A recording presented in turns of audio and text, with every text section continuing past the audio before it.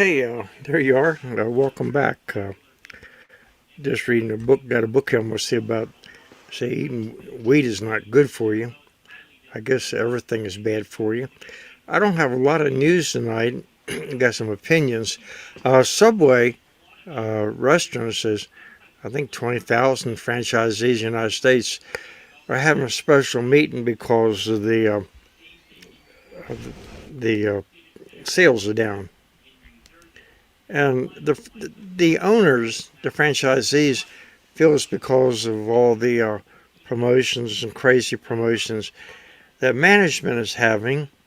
For me, I would think it's probably the price of everything is going up. They don't have a big margin, and then if they got to pay 20% more for the food like we do, and pay the surtax or a fuel charge surcharge, it's hard for these people, insurance and everything else.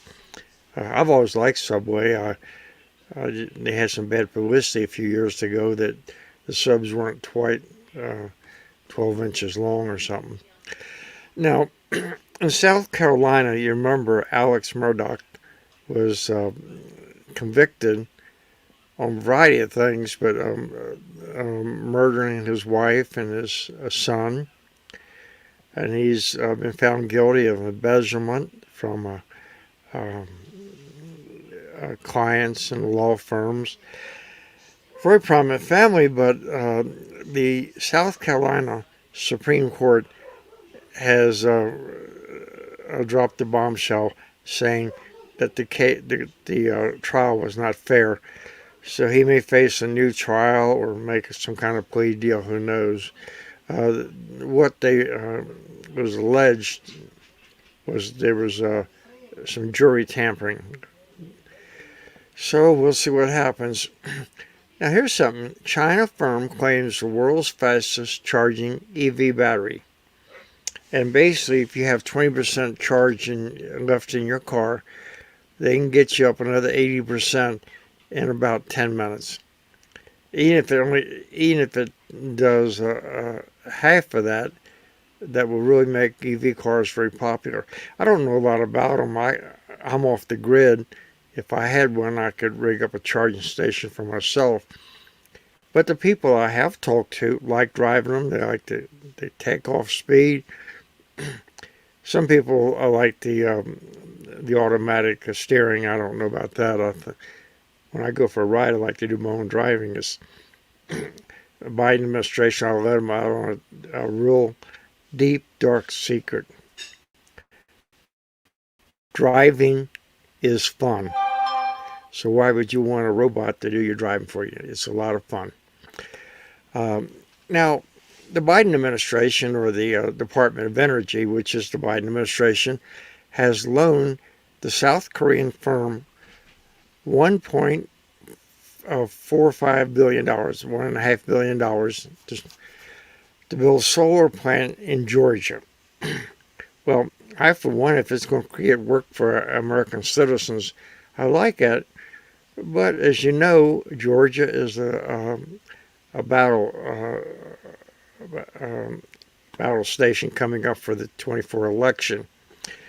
And I'm wondering how much of this government money are they giving to the red states.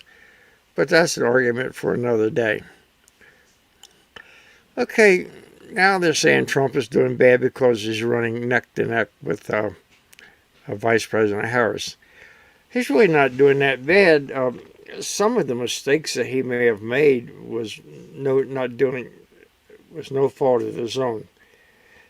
When you run a campaign, experts tell me you want to peak as close to the voting day as possible. In other words, if the voting is on Tuesday, you want to get your highest level out there.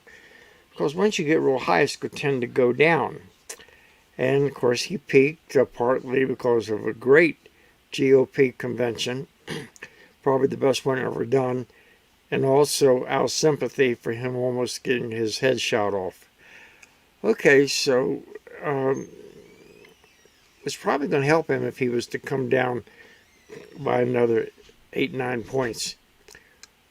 Now, the Democrats are having their convention next week.